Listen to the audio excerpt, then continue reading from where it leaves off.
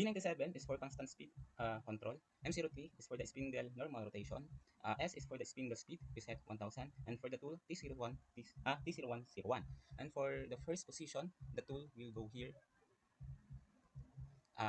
G00, X50, Z10. Okay, Z10. And it will go here, Z2. Next is for the G71 is stock removal. P6 is for starting number. Q7 is for the ending line number. U.5 is for the finishing allowance we set at x-axis, and W is for the finishing allowance for z-axis, and F is the feed rate. Next is G01, which is the linear interpolation. X50, since the X50 is here, we will here. We divide the rapid transverse, the linear interpolation rather, into 3 because our tool have a tip of only 12.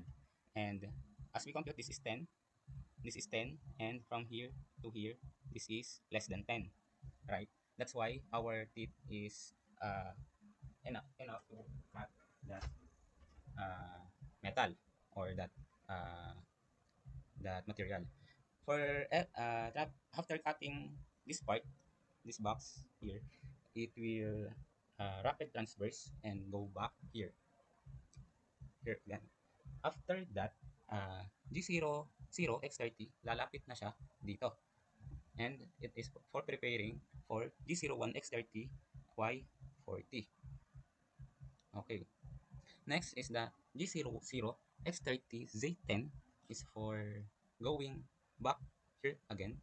After going back is X00, which is the rapid transverse. X20 Z10 for preparing going here.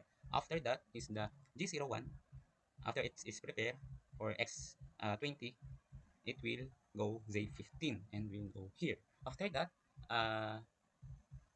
it will continue G01 linear interpolations until the end. It will go X30 Z negative 30, X30 Z negative 40, X50 Z negative 45, X50 Z negative 55, X70 Z negative 65, and M30 going back here. Okay, and that's all. Now let's simulate it.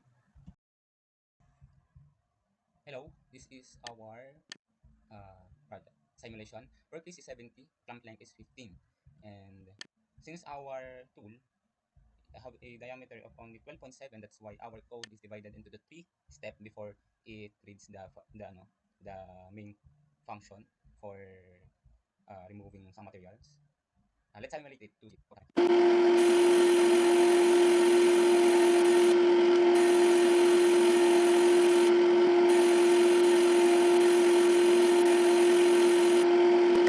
right here. Okay, our length is 100 and our measurement is coming from here. That's why every measurement that we have is we minus to the 100. Our measurement from here to here must be 15. That's why 100 minus 15 is 85. The measurement from here to here must be 30. That's why 100 minus 30 is 70. The measurement from here to here must be 40. That's why 100 minus 40 is what?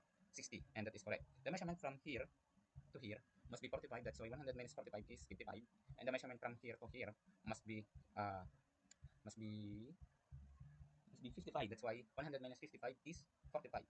The measurement from here to here must be 65. That's why 100 minus 65 is 35. The measurement from here at the end to the end must be 85. That's why 100 minus 85, it must be 15, right? And that 15 is the measurement that is in clamp. That's all. Thank you.